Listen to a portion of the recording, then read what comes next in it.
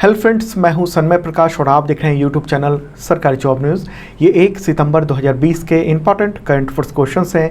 PDF available है with notes free में इस वीडियो के डिस्क्रिप्शन में, या आप इसे वीडियो खत्म होने से ठीक पहले मेरे बगल में जो डाउनलोड का लिंक आएगा वहाँ से ले सकते हैं। बहुत सारे टॉपिक है आज। जीडीपी जो ऐतिहासिक रूप से गिरा है, प्रणब मुखर्जी उनका निधन हुआ है। चेस ओलंपियाड में इंडिया ने पहली बार ऐतिहासिक रूप से जीत दर्ज की। इसके अलावा भी बहुत सारे क्वेश्चन हैं 11, तो उन सब पे बात करेंगे। सबसे पहले सबसे इम्पॉर्टेंट क्वेश्चन, वर्ष 2020-21 की पहली तिमाही में जीडीपी में कितनी गिरावट हुई है? ये ऐतिहासिक गिरावट है। मुझे लगता है सबको पता चल गया होगा। आंसर इसका 23.9%। ठीक है, जीडीपी उसका फुल फॉर्म क्या है? ग्रॉस डोमेस्टिक प्रोडक्ट, यानी सकल घरेलू उत्पाद। तो अप्रैल से जून तक जीडीपी ग्रोथ रेट में जो है 23.9% की गिरावट आई है। मतलब जीडीपी का अगर ग्रोथ पूछेंगे कि कितना वृद्धि हुई है तो -23.9% कह सकते हैं। ये मतलब ये बहुत बड़ी हिस्ट्री है। आज तक भारत के इतिहास में इतनी गिरावट नहीं आई थी। आज़ादी के बाद की बात कर रहे हैं, 70 साल में। ठीक है, और ये जो नंबर है वो अभी प्रोविजनल है, यानी अभी आगे रिवाइज हो सकता है कि और इसका आंकड़े बढ़ जाए।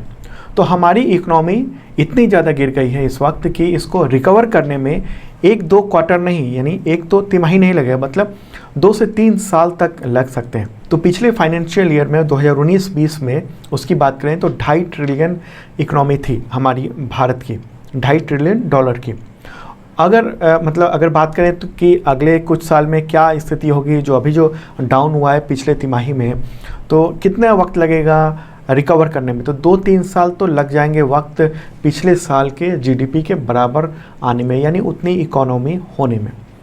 ओके, तो इस पर थोड़ा डिटेल में मैं बताने जा रहा हूँ एक एक पॉइंट, ताकि आपको समझ में आ जाए। थोड़ा सा लंबा जरूर है आज का वीडियो। तो क्या है जीडीपी? Gross domestic product. देखिए, ये जो है वो देश की आर्थिक हेल्थ के बारे में बताता है, इकोनॉमिक हेल्थ के बारे में। भारत में जीडीपी का आंकड़ा कौन जारी करता है? इंपॉर्टेंट सवाल कई बार एग्जामिनेशन में आए हैं। तो वो है राष्ट्रीय सांख्यिकी कार्यालय, यानी NSO। कैसे गणना होती है जीडीपी की? तो मेरे बगल में आप देख रहे हो उसका कैलकुलेशन कैसे होता है। GDP equal to C+I+G+X-M। क्या क्या है? जैसे C मतलब कंज्यूमर एक्सपेंसेस, मतलब को जो जनता है वो कितना खर्च कर रही है, आप कितना खर्च कर रहे हो टोटल जनता मिला के। I मतलब हो गया इंडस्ट्री इन्वेस्टमेंट, मतलब इंडस्ट्री जो है वो कितना इन्वेस्ट कर रही है।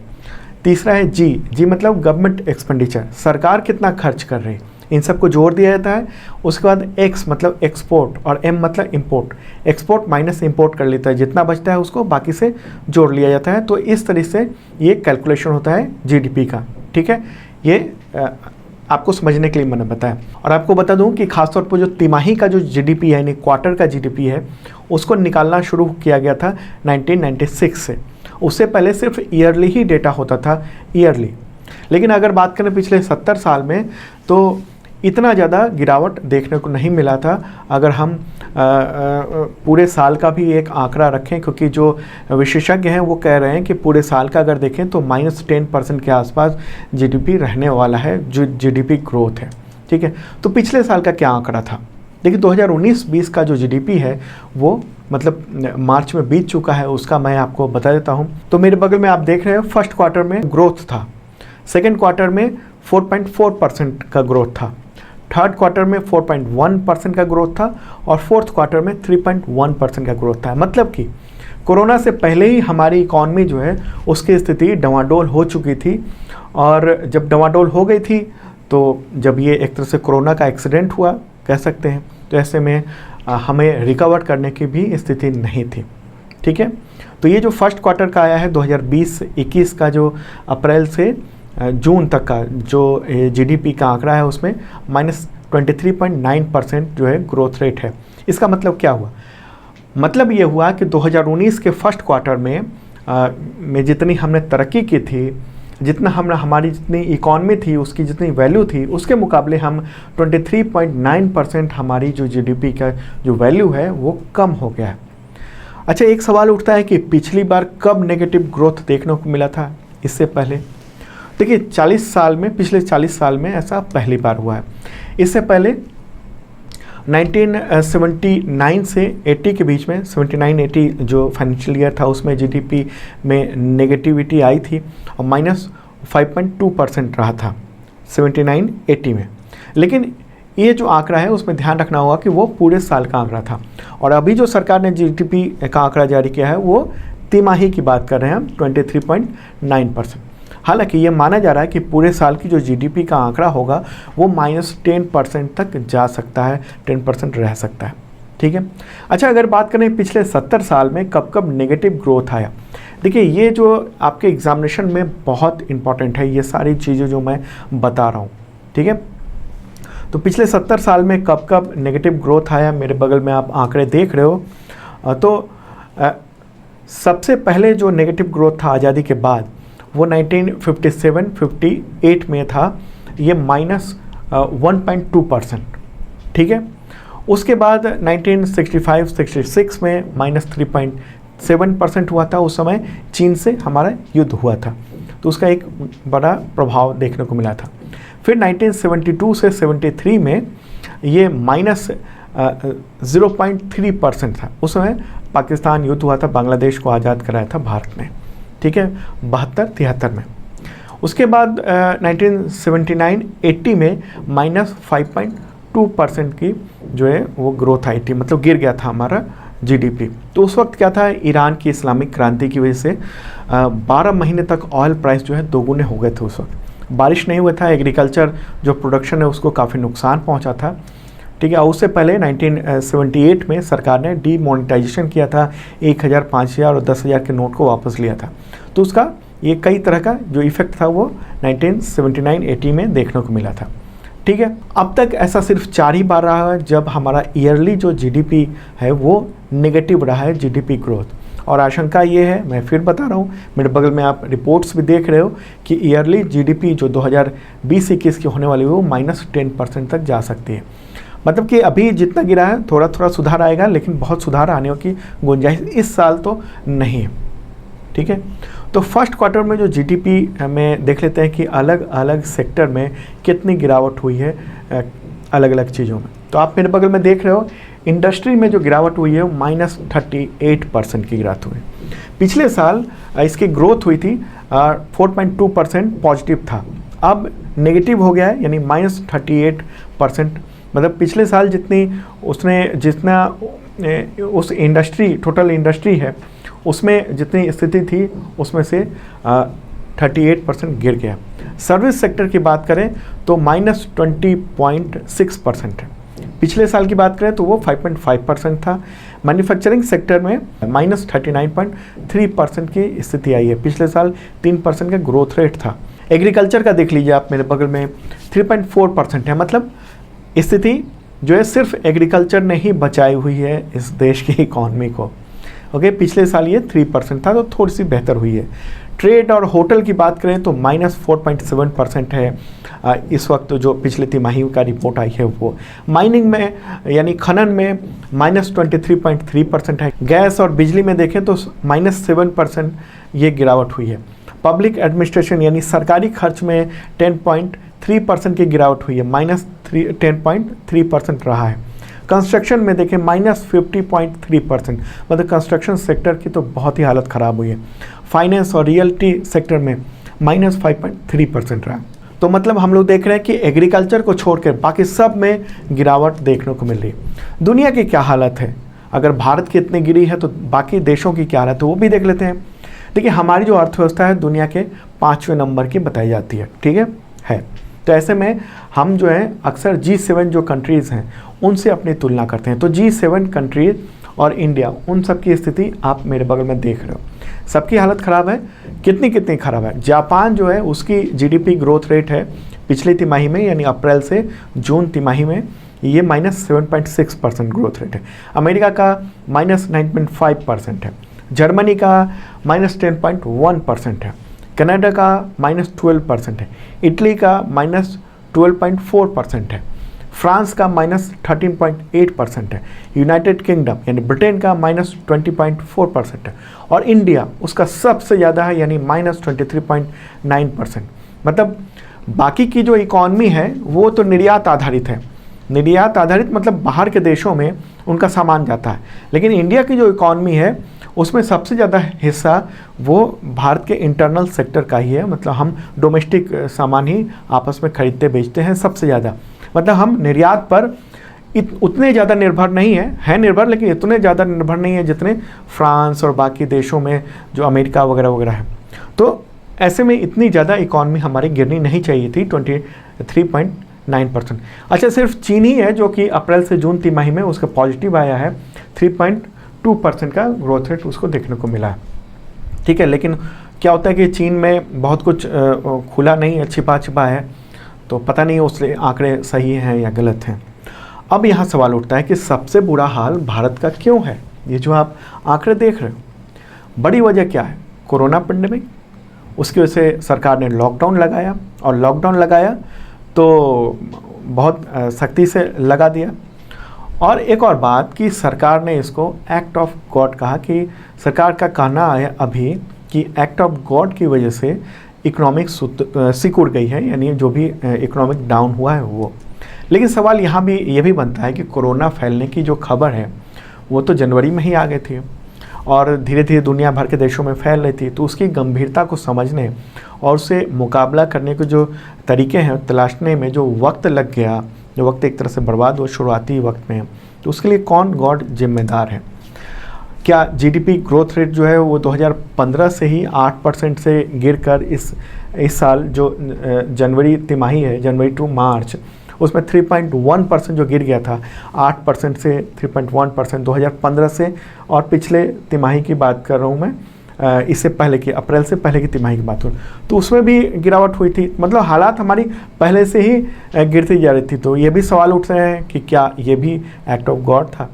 और ऐसा भी नहीं है कि जीडीपी गिरने में, इतनी ज़्यादा गिरने में उसकी वजह सिर्फ कोरोना पेंडेमिक है, क्योंकि पिछले साल ही जो आंकड़े मैंने इससे पहले बताए आपको जीडीपी का, आप फिर से देख लीजिए मेरे बगल में, 5.2% से गिरकर हम एक साल में ही गिरते गिरते अलग अलग तिमाही में फर्स्ट क्वार्टर से फोर्थ क्वार्टर में 3.1% पे आ गए थे। और उससे पहले की बात करें अगर, तो डीमोनेटाइजेशन के बाद से हमारी स्थिति सुधरी ही नहीं है। आप मेरे बगल में आंकड़ा देख रहे हो, डीमोनेटाइजेशन के वक्त यानी जो नोटबंदी हुई थी उस वक्त हमारा जीडीपी ग्रोथ रेट 8.6% था। ठीक है, उसके बाद जो बेतरतीब तरीके से डीमोनेटाइजेशन किया गया उसकी वजह से हम लोग को देखने को मिला कि हमारी इकॉनमी थोड़ी डाउन हुई। तो ये भी सवाल पूछे जा रहे हैं कि क्या डीमोनेटाइजेशन भी एक्ट ऑफ गॉड था, जैसे कि सरकार अभी कह रही। अच्छा, इसके बाद जीएसटी लागू हुआ, वो भी बिना तैयारी के, जिसके प्रावधान जो है अभी तक पूरी तरीके से लागू नहीं हुए हैं। ठीक है, आपको पता होना चाहिए कि अभी तक जीएसटी जो पूरा प्रावधान है उसको पूरी तरह से लागू नहीं किया गया। अच्छा, जब जीएसटी लागू हुई थी उस समय हमारी जीडीपी 6.5% थी, आप मेरे बगल में देख रहे हो। ठीक है, यहाँ पे तो अब ये सवाल पूछे जा रहे थे कि क्या जीएसटी को जिस तरह से लागू किया गया क्या वो भी एक्ट ऑफ गॉड था? तो इन दो फैसलों ने हमारे क्या हुआ, अनऑर्गेनाइज्ड सेक्टर जो है उसको तबाह कर दिया। 95% के आसपास जो रोजगार है वो अनऑर्गेनाइज्ड सेक्टर में। अनऑर्गेनाइज्ड सेक्टर मतलब दो तरीके से सेक्टर को बांटा जाता है इंडस्ट्री को, एक ऑर्गेनाइज्ड सेक्टर, एक अनऑर्गेनाइज्ड सेक्टर। ऑर्गेनाइज्ड सेक्टर का मतलब हो गया कि जो बड़ी इंडस्ट्री है वो सब हो गई, ठीक है, बड़ी इंडस्ट्री। और अनऑर्गेनाइज्ड सेक्टर का मतलब हो गया कि छोटी और घरेलू इंडस्ट्री, जो स्मॉल माइक्रो ये इंडस्ट्री है, घरेलू घर में जो इंडस्ट्री है, रेहड़ी पटरी वाले जो लोग हैं उन सब का कारोबार है, वो सब आता है। तो उन सब का जो है मतलब 95% लोगों का रोजगार धीरे धीरे धीरे धीरे स्थिति खराब होती चली गई। सरकार ने, केंद्र सरकार ने उस पर बहुत ज़्यादा ध्यान नहीं दिया। अगर पिछले फाइनेंशियल ईयर की को ही देख लीजिए 2019-20 की, तो हालात खराब होते चले गए। सरकार का क्या कहना है इस पर? अब ये जीडीपी डाउन हुआ है उस पर, देखिए सरकार पहले की तरह ये कह रही है कि आगे बहुत अच्छा होने वाला है, अभी जो हम लोग की हालत है उससे बहुत बेहतर होने वाला है। अभी हाल ही में केंद्र सरकार के जो मुख्य आर्थिक सलाहकार है, चीफ इकोनॉमिक एडवाइजर के सुब्रमण्यम, उनका क्या कहना है? उनका कहना है कि हमारी जीडीपी वी शेप में रिकवर करेगी। आप मेरे बगल में देख रहे हो, ये बात वो इससे पहले भी कई बार कह चुके हैं। लेकिन देश के जो बड़े अर्थशास्त्री हैं उनका कहना है कि 2 साल लग जाएंगे हमें पिछले फाइनेंशियल ईयर की हैसियत जो थी $2.5 ट्रिलियन के बराबर जो हमारी इकॉनमी थी उसके बराबर आने में। तो क्या करना होगा आगे? देखिए, जीडीपी के आंकड़े से ये पता चल रहा है कि अब क्रेडिट ग्रोथ और लिक्विडिटी उपलब्ध कराने की जो इलाज सरकार सोच रही थी वो असल में इलाज नहीं है। जैसे सरकार ने कहा था ना कि 20 लाख करोड़ में हम बहुत सारे जो है वो क्रेडिट दे रहे हैं, मतलब हम लोन दे रहे हैं कि आप इंडस्ट्री वाले आप आएँ और लोन उठाएं। देखिए, बैंक के पास पैसा है, ठीक है ना, वो लोन देने को तैयार नहीं है, लेकिन लोन लेने वालों की कमी है। ठीक है, जब मार्केट में डिमांड ही नहीं है तो लोन लेके कोई क्या करेगा? वो इंडस्ट्री किसके लिए स्थापित करेगा? और इंडस्ट्रियलिस्ट के पास भी पैसे अभी हैं, आम आदमी के पास भले ही पैसे नहीं है। और जो ये जो क्रेडिट गारंटी स्कीम आई उसका 40% ही लोन दिया गया इंडस्ट्रियलिस्ट को, 60% लोन नहीं दिया गया। इसका मतलब ये है कि मूल दिक्कत क्या है? लेबर, सप्लाई चेन, डिमांड ना होने और लॉजिस्टिक के तहस नहस होने से, जो कि लॉकडाउन किया गया वो भी अचानक से। और जैसे कोरोना तो उससे ज़्यादा इस वक्त है, लेकिन सरकार को बाद में समझ में आया कि नहीं, लॉकडाउन जो है वो उपाय नहीं है।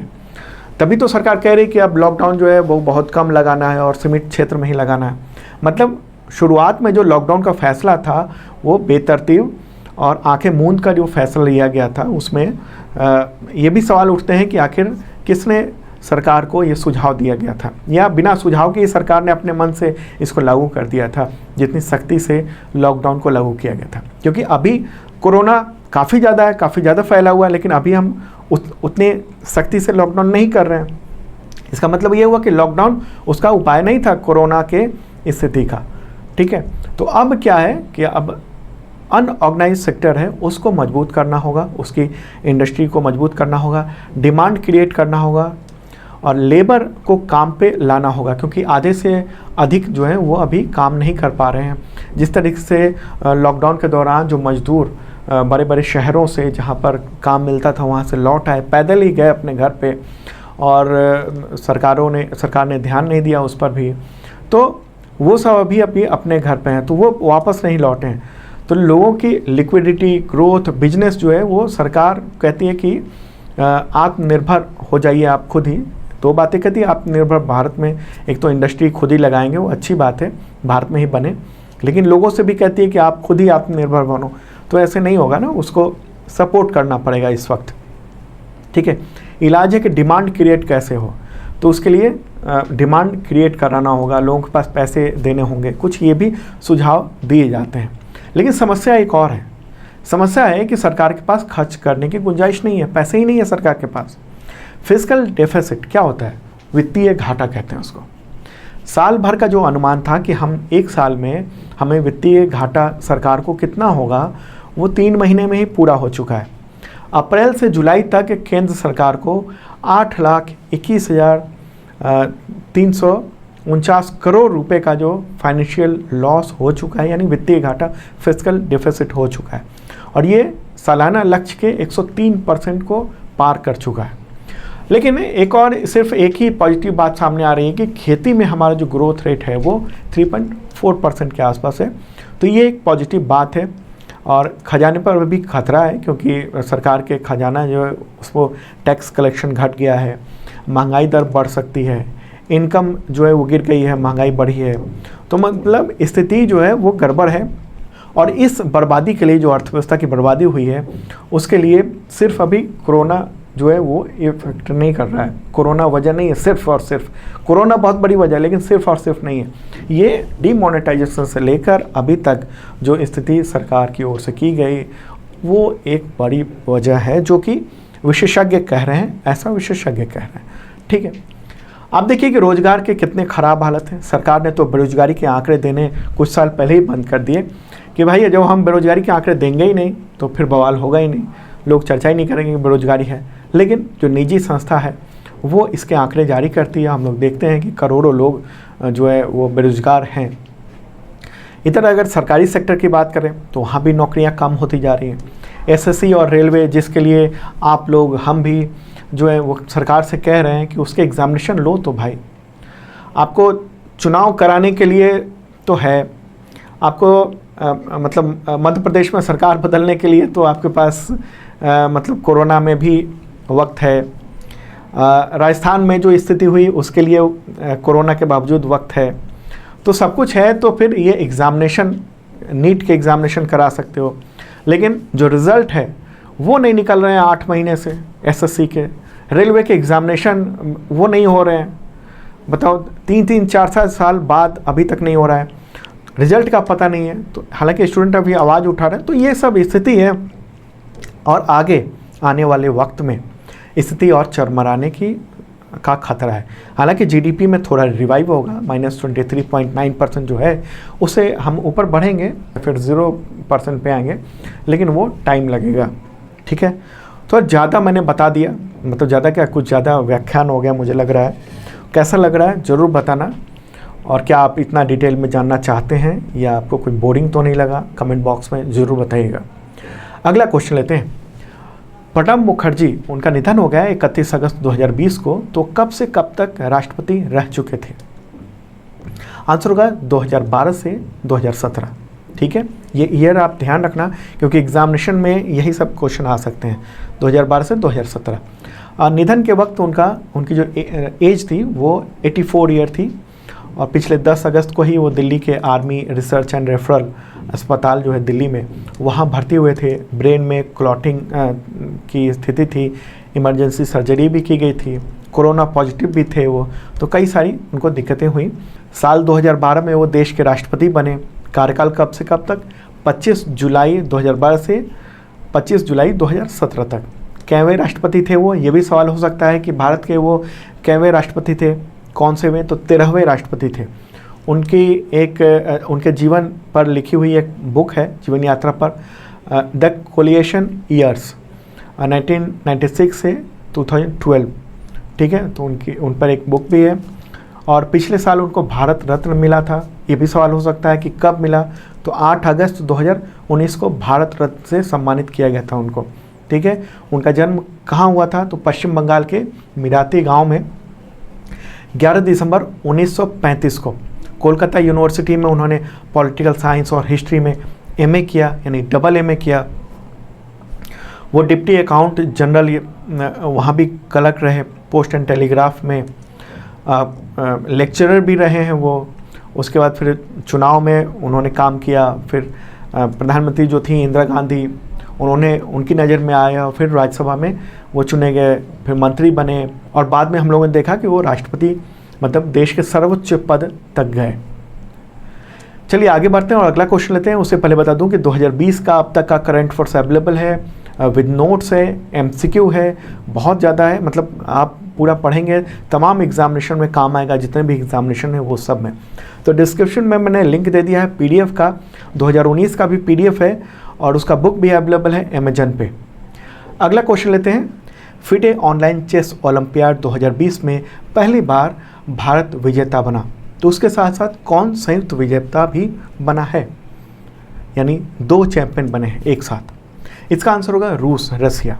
ठीक है, फिडे फुल फॉर्म क्या होता है? The international chess federation.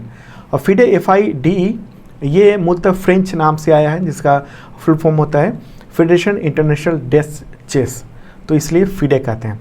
तो इस ओलंपियाड के 96 ईयर के इतिहास में ऐसा पहली बार है जब भारत जो है चैंपियन बना है। रूस इसे 24 बार जीत चुका है, 18 बार सोवियत रूस जीत चुका है, सोवियत संघ, और टोटल मिला के 24 बार रूस जीत चुका है, और भारत ने अब तक नहीं जीता था। तो 2020 में भारत जो है विजेता रहा है, और साथ में रूस भी विजेता रहा है, मतलब फाइनल गेम को ड्रॉ घोषित कर दिया गया। अगला क्वेश्चन लेते हैं, इससे रिलेटेड है और बहुत interesting. FIDE online chess olympiad 2020 में किस वजह से भारत और रूस को संयुक्त रूप से विजेता घोषित करना पड़ा, संयुक्त रूप से चैंपियन घोषित करना पड़ा?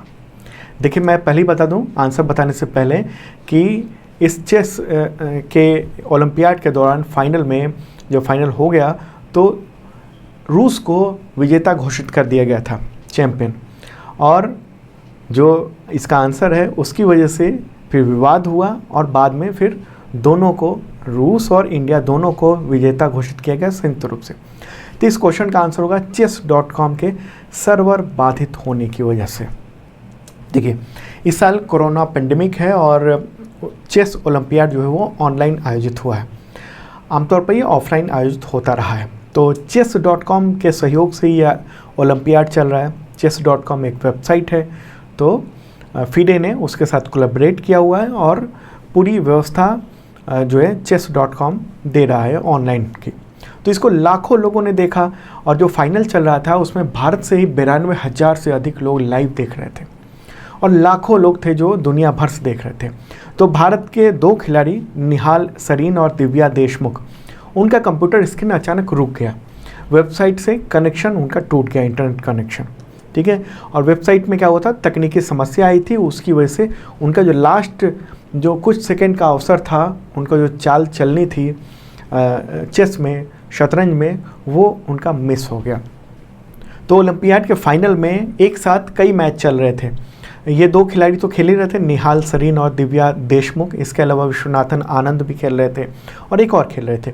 तो उन दोनों का ठीक था, लेकिन निहाल सरीन और दिव्या देशमुख का इंटरनेट ब्लॉकेज हो गया, कनेक्शन टूट गया। तो क्या होता है ये सर्वर ब्लॉकेज या इंटरनेट ब्लॉकेज? देखिए, chess.com पर लाइव इवेंट में दुनिया भर के लाखों लोग देख रहे थे और इसी दौरान क्या हुआ कि जो सर्वर है उसको वो ओवरलोडेड हो गया। मतलब कि उस पर बहुत ज़्यादा लोग, उसकी जितनी कैपेसिटी थी उससे ज़्यादा लोग वो लाइव देख रहे थे। तो आम भाषा में इसको कहते हैं ओवरलोड हो जाना। तो दिक्कत जो है वो इंडिया, USA और यूरोप में देखने को मिली। बाकी जगहों पर जो सर्वर है वो सही काम कर रहा था। देखिए, सर्वर क्या होता है, कोई भी वेबसाइट आप देख रहे हैं, जैसे ये वीडियो ही आप देख रहे हैं यूट्यूब पे, तो इसका सारा सर्वर जो है वो USA में है, ठीक है। तो पूरा डेटा वहाँ पहले जा रहा है और उसके बाद वहाँ से डेटा आप तक पहुँच रहा है और वो डेटा आप तक पहुँचने में बहुत सारे सर्वर काम करते हैं अलग अलग एक्सचेंज टाइप में, ठीक है। तो वो मतलब कई वेबसाइट का एक ही सर्वर होता है, कई वेबसाइट का अलग अलग क्लाउड में सर्वर होते हैं, क्लाउड सर्वर कहते हैं उसको। वो अलग अलग जगह पे रहता है, एक दूसरे से डेटा लेता रहता है।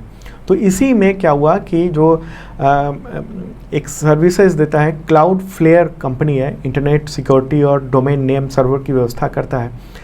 तो उसमें प्रॉब्लम आ गई। मतलब उसने जितनी कैपेसिटी दी हुई थी chess.com पर, तो उतनी कैपेसिटी जो है उससे बाहर हो गए थे, ज़्यादा लोग देख रहे थे।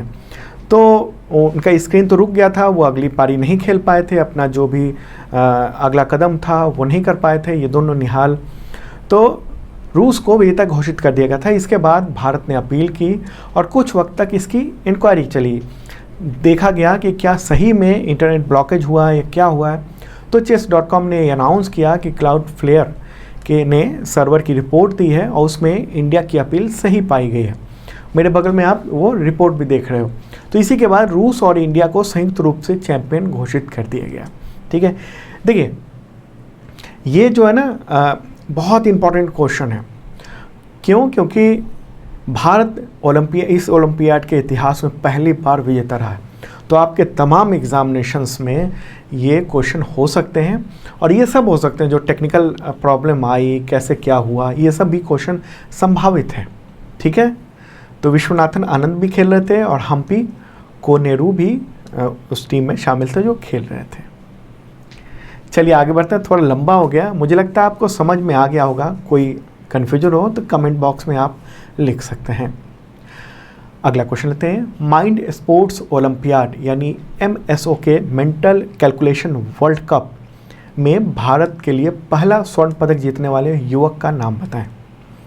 आंसर होगा इसका नीलकंठ भानुप्रकाश। वो हैदराबाद के हैं और उन्होंने शकुंतला देवी और स्कॉट फ्लेंसबर्ग जो महान गणितज्ञ हैं, तो उनका भी रिकॉर्ड तोड़ करके ऑल टाइम रिकॉर्ड बनाया है। शकुंतला देवी, उनका हाल ही में उन पर एक फिल्म आई है प्राइम वीडियोस पे, ओके। तो वहाँ पर उनके बारे में आप देख सकते हो, वो बहुत शानदार मूवी बनी हुई है शकुंतला देवी पे। तो एक तरह से उनको एकदम कंप्यूटर की तरफ माना जाता है। तो उनको भी एक तरह से पीछे छोड़ दिया और भानु ने 167 का स्कोर बनाया और गोल्ड मेडल अपने नाम कर लिया। तो एक अच्छी बात है, दिल्ली यूनिवर्सिटी के सेंट स्टीफेंस कॉलेज के मैथमेटिक्स ऑनर के स्टूडेंट हैं नीलकंठ भानुप्रकाश, और 20 साल के हैं मात्र। दुनिया के सबसे तेज ह्यूमन कैलकुलेटर वो साबित हो गए हैं। पहले से थे लेकिन अब वो इसके थ्रू साबित हो गए हैं। 4 वर्ल्ड रिकॉर्ड और 50 लिम्का रिकॉर्ड अपने नाम किया हुआ उन्होंने, ठीक है। और ये जो ओलंपियाड था और क्या था, देखिए माइंड स्पोर्ट्स ओलंपियाड है। इसमें 60 से अधिक जो है बोर्ड खेल प्रतियोगिताएं हुई, शतरंज, स्क्रैबल, 7 वंडर्स, तो इसमें हुई। और उसी में ये जो कैलकुलेशन का था उसमें इन्होंने जीता है। अगला क्वेश्चन लेते हैं। नीति आयोग के द्वारा जारी निर्यात तत्परता सूचकांक, इंग्लिश में कहेंगे इसे एक्सपोर्ट प्रिपेयर्डनेस इंडेक्स 2020 में किस राज्य को ओवरऑल कैटेगरी में पहला स्थान मिला है। देखिए जो इंडेक्स है उसमें आजकल जो सरकार जो इंडेक्स जारी करती है वो अलग अलग कैटेगरी में जारी करती है, ठीक है। तो एक ही इंडेक्स का बहुत सारी जो है क्वेश्चन बन जाते हैं, बहुत सारे जो है रैंकिंग हो जाती है। तो उन सब को जानना ज़रूरी है क्योंकि एग्जामिनेशन में ऐसे ही क्वेश्चन से ट्रिकी सवाल आ जाते हैं। तो इसलिए मैं उसको टुकड़े में तोड़ देता हूँ। तो इसके कई सारे क्वेश्चन अभी देखने को मिलेंगे सूचकांक से रिलेटेड। तो ये जो क्वेश्चन है वो ओवरऑल कैटेगरी में, तो उसमें इसका आंसर होगा गुजरात, ठीक है। देखिए केंद्र सरकार का जो प्रमुख थिंक टैंक है क्या नाम है उसका, तो नीति आयोग, तो उसी ने ये रिपोर्ट जारी की है। और भारतीय जो राज्य हैं उसकी निर्यात की तैयारी, उनका क्या प्रदर्शन है, उसका एक तरह से कैलकुलेशन किया गया, मूल्यांकन किया गया, ताकि जो आने वाली चुनौतियां हैं, अवसर हैं, उसको पहचानना और सरकारी नीतियों को आगे बढ़ाना। तो ओवरऑल रैंकिंग में पहले पे है गुजरात, सेकंड पे है महाराष्ट्र, थर्ड पे तमिलनाडु, फोर्थ पे राजस्थान है, फिफ्थ पे ओडिशा है, सिक्स्थ पे तेलंगाना है, सेवन्थ पे हरियाणा है, एट्थ पे छत्तीसगढ़, नाइन्थ पे कर्नाटक और 10th पे केरला है। तो यहाँ ये भी क्वेश्चन हो सकता है कि इस रैंकिंग में जो तटीय राज्य हैं उनकी रैंकिंग में पहला स्थान किसे मिला है, तो उसमें भी गुजरात को मिला है। तो तटीय राज्यों में पहले स्थान पर गुजरात है, सेकंड पे महाराष्ट्र है, थर्ड पे तमिलनाडु है, फोर्थ पे ओडिशा है और फिफ्थ पे कर्नाटक है। तो अगला क्वेश्चन ऐसा ही हो सकता है आपके एग्जामिनेशन के लिए कि जो रैंकिंग है, इंडेक्स है, उसमें हिमालयी राज्यों की रैंकिंग में कौन टॉप पर है, पहले स्थान पर है। तो उसका आंसर होगा उत्तराखंड। फर्स्ट पे उत्तराखंड है हिमालयी राज्यों में, सेकंड पे त्रिपुरा है, थर्ड पे हिमाचल प्रदेश है, फोर्थ पे मेघालय और फिफ्थ पे मिजोरम है। और अगर पूछा जाए कि इस इंडेक्स में लैंड लॉक्ड जो स्टेट हैं, यानी ज़मीन से जो घिरे हुए राज्य हैं, उनमें पहला स्थान किसका है, तो उसमें होगा राजस्थान का। फर्स्ट पे राजस्थान है, सेकंड पे तेलंगाना, थर्ड पे हरियाणा, फोर्थ पे छत्तीसगढ़ और फिफ्थ पे उत्तर प्रदेश है। और इसी में अगर क्वेश्चन आए कि इस इंडेक्स में केंद्र शासित प्रदेशों में की रैंकिंग में पहला स्थान किसका है, तो वो होगा दिल्ली, सेकंड पे गोवा, थर्ड पे चंडीगढ़, फोर्थ पे पुदुचेरी और फिफ्थ पे दादर और नागर हवेली होगा, ठीक है। और अगर ओवरऑल की बात होगी तो ओवरऑल में गुजरात, जैसा कि आप मेरे बगल में आंसर देख ही रहे हो, ठीक है। तो ये सब मैंने जो डिटेल है ना वो मैंने PDF में दे दिया है, आप PDF देख सकते हो, फ्री में अवेलेबल है, डिस्क्रिप्शन चेक कर लेना, ठीक है। तो नीति आयोग ने ये जारी किया है, उसके उपाध्यक्ष हैं राजीव कुमार, तो उन्होंने ही ये जो है सार्वजनिक किया ये डेटा। अगला क्वेश्चन लेते हैं। किस देश ने अपने नागरिकों को भारत न जाने की सलाह दी है और साथ ही भारत को सीरिया, पाकिस्तान, यमन उसके समान की जो रेटिंग है 4 उसमें रख दिया है। आंसर होगा अमेरिका। देखिए अमेरिका ने अभी हाल ही में ट्रैवल एडवाइजरी जारी की है और उसी में ये कहा है कि भारत में कोरोना संकट है, इसके अलावा भारत जो है वो वहाँ अपराध, आतंकवाद में भारत में बहुत तेज़ी आई है, अपराध और आतंकवाद में, ऐसा अमेरिका का कहना है। तो इसलिए अमेरिका ने अपने नागरिकों को भारत की यात्रा न करने की सलाह दी है। और इतना ही नहीं, जो यात्रा के लिए जो रेटिंग होती है उसमें 4 निर्धारित की है, 4 सबसे खराब माना जाता है। तो इस जो 4 रैंकिंग है उसमें भारत के अलावा युद्धग्रस्त जो सीरिया है, आतंकवाद का एक बड़ा केंद्र माना जाता है, पाकिस्तान वो है, ईरान है, इराक, यमन, ये सब अमेरिका के उस रैंकिंग में शामिल है। तो इंडिया को भी शामिल कर दिया गया। तो इससे क्या हुआ, इससे इफ़ेक्ट होगा क्योंकि अभी तो कोरोना है और पर्यटक नहीं आ रहे हैं, फ़्लाइट्स नहीं चल रही है कंटिन्यू विदेशों के लिए। लेकिन इससे क्या होगा कि माहौल ख़राब होगा, क्योंकि कोई भी जो टूरिस्ट होता है, अमेरिकी टूरिस्ट अगर है या यहाँ का भी, तो प्लान बहुत लंबे समय के लिए करता है, मतलब अगले 6 महीने बाद का प्लान करता है या 1 साल बाद का प्लान करता है कि हम इस हॉलीडे में हम वहाँ जाएंगे। तो ऐसे में यहाँ का जो टूरिज्म सेक्टर है कोरोना की वजह से वैसे ही बर्बाद हो रहा है। और अब इस रैंकिंग की वजह से एक तरह से अमेरिका के जो पर्यटक हैं वो यहाँ पर अब कम आएंगे, जब कोरोना ख़त्म भी हो जाएगा उसके बाद भी। और इस तरह से दुनिया को भी एक मैसेज देने की कोशिश की गई है अमेरिका के द्वारा कि यहाँ हालात ठीक नहीं हैं, आतंकवाद और जो घटनाएं हैं यानी क्राइम है वो बढ़ रहा है, ऐसा अमेरिका का कहना है। तो इसी पर इंडियन टूरिज्म एंड हॉस्पिटैलिटी जो फेडरेशन है FAITH, तो उसने केंद्र सरकार से गुहार लगाई है, कहा है कि अमेरिकी सरकार है उससे बात करे और ट्रेवल एडवाइजरी है उसको बदले। और फेडरेशन यानी फेथ ने यह भी कहा है कि सरकार को प्राथमिकता से इस पर काम करना चाहिए ताकि जो नेगेटिव छवि भारत को लेकर बन रही है वो ना बने, और पर्यटन उद्योग पहले से ख़राब है और भी ज़्यादा ख़राब हो जाएगी ऐसी स्थिति होने पर। अगला क्वेश्चन लेते हैं। उससे पहले बता दूं कि 2020 का करंट फोर्स अवेलेबल है अब तक का, जनवरी से अभी तक का, वो डाउनलोड कर सकते हैं, विद नोट्स है, MCQ भी है, तो डिस्क्रिप्शन में चेक कर लेना, वहाँ आपको मिल जाएगा। अगला क्वेश्चन लेते हैं, लघु उद्योग दिवस कब मनाया जाता है? आंसर होगा इसका 30 अगस्त।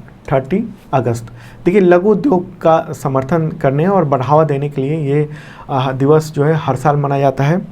लेकिन अभी कोरोना पेंडेमिक में लघु उद्योग और जो सूक्ष्म उद्योग हैं उसकी हालत बहुत ज़्यादा ख़राब हुई है, जो देखने को मिल रहा है।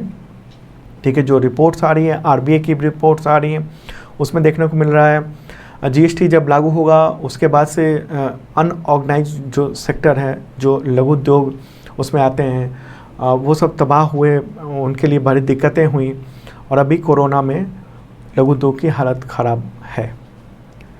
अगला क्वेश्चन लेते हैं, हॉलीवुड की सुपरहिट फिल्म ब्लैक पैंथर, उसके एक्टर हैं चैडविक बोसमैन, तो उनका निधन हो गया है 29 अगस्त 2020 को।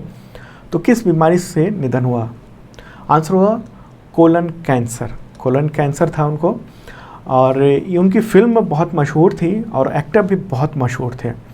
उनकी फिल्म जो है आप OTT प्लेटफॉर्म पर देख सकते हैं, प्लेटफॉर्म पर काफ़ी मशहूर हुई थी।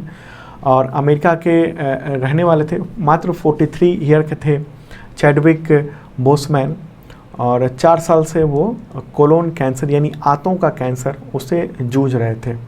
तो ब्लैक पैंथर में उन्होंने किंग टीचाला का कैरेक्टर निभाया था, बहुत बेहतरीन निभाया था। और ये जो फिल्म है वो एक समय में हॉलीवुड में सबसे ज़्यादा कमाई करने वाली जो फिल्में हैं उनमें से एक थी, और ऑस्कर अवार्ड में 6 श्रेणियों के लिए इसको नामांकित भी किया गया था। तो बहुत ये इम्पॉर्टेंट बात है। अगला क्वेश्चन लेते हैं, विश्व स्वास्थ्य संगठन यानी WHO ने 25 अगस्त 2020 को किस महाद्वीप यानी किस कॉन्टिनेंट को पूरी तरह से पोलियो मुक्त घोषित कर दिया है? आंसर होगा अफ्रीका। ठीक है, अफ्रीका में घोषित कर दिया गया है। देखिए, WHO जो है वो ग्लोबल रूप से 1988 से पोलियो उन्मूलन का, पोलियो एरिडिकेशन का काम कर रहा है, अभियान चला रहा है, और करीब पूरी दुनिया से पोलियो एक तरह से ख़त्म हो गए हैं। अफ्रीका कॉन्टिनेंट की बात करें तो वहाँ लास्ट कंट्री था नाइजीरिया, तो वहाँ से भी अब पोलियो ख़त्म हो गया है। पिछले कुछ सालों से वहाँ पोलियो का वायरस नहीं मिला है। ठीक है, तो ये एक अच्छी बात है। इधर अगर एशिया की बात करें तो अभी केवल पाकिस्तान और अफ़गानिस्तान में पोलियो वायरस बचा हुआ है। तो अगर अफ़गानिस्तान और पाकिस्तान से पोलियो वायरस ख़त्म हो जाता है तो एक तरह से पूरी दुनिया पोलियो से मुक्त हो जाएगी। चलिए आगे बढ़ते हैं। अगला क्वेश्चन लेते हैं, किस प्रदेश को संविधान की 6ठी अनुसूची के अधीन लाने से संबंधित प्रस्ताव को विधानसभा में पारित किया गया है?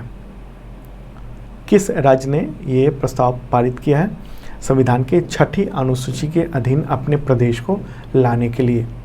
आंसर होगा अरुणाचल प्रदेश। देखिए, वहाँ के जनजातीय समुदाय की पहचान बनाए रखने के लिए अभी हाल ही में 27 अगस्त को ये जो है वो पारित किया गया है, एक प्रस्ताव, और उसके तहत ये हुआ है कि इससे जो ये प्रदेश है वो अपनी जो भू संपदा है उसको बचाने के लिए अपने हिसाब से भी कानून बना पाएगा। तो संविधान की 6वीं अनुसूची क्या है? देखिए 6ठी अनुसूची जो है वो असम, मेघालय, मिजोरम, त्रिपुरा, वहाँ के आदिवासी क्षेत्रों के लिए एक तरह से अलग व्यवस्था करता है। तो इसके तहत क्या है कि वो वहाँ के जो आदिवासी इलाके हैं वो एक तरह से स्वायत्त राज्य और वहाँ प्रशासन का अधिकार मिल जाता है इसके थ्रू। ठीक है, तो जनजातीय जो आबादी है उनके अधिकारों की एक तरह से रक्षा होती है इसके थ्रू। ठीक है, तो दोस्तों ये था इम्पॉर्टेंट करंट अफेयर्स। कैसा लगा ज़रूर बताना। और हाँ, एक और डेवलपमेंट हुआ है भारत और चीन के बीच में। LAC पर 29 और 30 अगस्त की रात को झड़प हुई है भारत और चीन के सैनिकों के बीच में। तो इसके बारे में मैं डिटेल बताऊंगा कल के करंट अफेयर्स में, तो उसे देखना मत भूलना। कोशिश होगी वो जल्दी मॉर्निंग को आ जाए, कोशिश करेंगे। और हाँ, अभी जो आपने देखा करंट अफेयर्स उसका पूरा PDF नोट्स के साथ अवेलेबल हो गया है। मेरे बगल में जो डाउनलोड का लिंक है क्लिक कीजिए, डाउनलोड कर लीजिए, या आप डिस्क्रिप्शन से भी डाउनलोड कर सकते हैं। वहाँ पर और भी PDF हैं, वहाँ और भी लिंक अवेलेबल है, तो देख सकते हो तरह तरह के PDF। और हाँ, जिन लोगों ने सब्सक्राइब नहीं किया ज़रूर करना, साथ में बेल आइकन दबाना मत भूलना।